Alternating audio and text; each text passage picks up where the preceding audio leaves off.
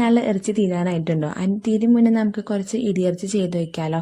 ഇത് ട്രഡീഷണൽ അല്ല കേട്ടോ, ഇത് മോഡേൺ വേലാണ്. അപ്പോൾ അതൊരു പാൻ വെച്ചിട്ടുണ്ട്. അതൊന്ന് ചൂടായി വരുമ്പോഴത്തേക്കും കുറച്ച് വെളിച്ചെണ്ണ ചേർത്ത് കൊടുക്കാം. അതിലേക്ക് കുറച്ച് പെരിഞ്ജീരകം ചേർത്ത് കൊടുക്കണം. ഇതിൻ്റെ കൂടെ തന്നെ നിങ്ങൾക്ക് വേണമെന്നുണ്ടെങ്കിൽ കുറച്ച് ഇടിച്ച മുളക് ചേർത്ത് കൊടുക്കാം കേട്ടോ. അപ്പോൾ സ്പൈസ് ഒരുപാട് വേണമെന്നുള്ളവർക്ക് ഇടിച്ച മുളക് കൂടി ചേർത്ത് കൊടുക്കാം. അതിലേക്ക് തന്നെ കുറച്ച് ഇഞ്ചി, വെളുത്തുള്ളി, കുറച്ച് കറിവേപ്പില, കുറച്ച് പെരിഞ്ജീരകം കൂടി ചേർത്തിട്ട് ഒന്നിച്ചൊന്ന് ചതച്ചിട്ടെടുക്കാം.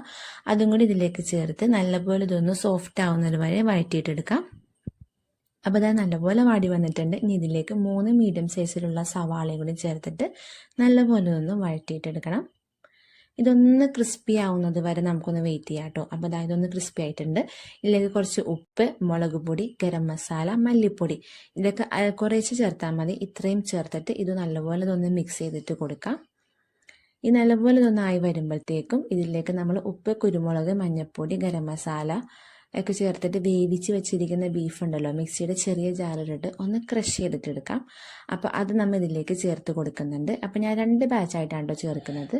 ആദ്യം കുറച്ച് ചേർത്തിട്ട് അത് നല്ലപോലെ ഇതൊന്ന് മിക്സ് ചെയ്തായ ശേഷം നമുക്ക് അടുത്തതും കൂടി ഇതിൻ്റെ ഒപ്പം തന്നെ ചേർത്ത് കൊടുക്കാം.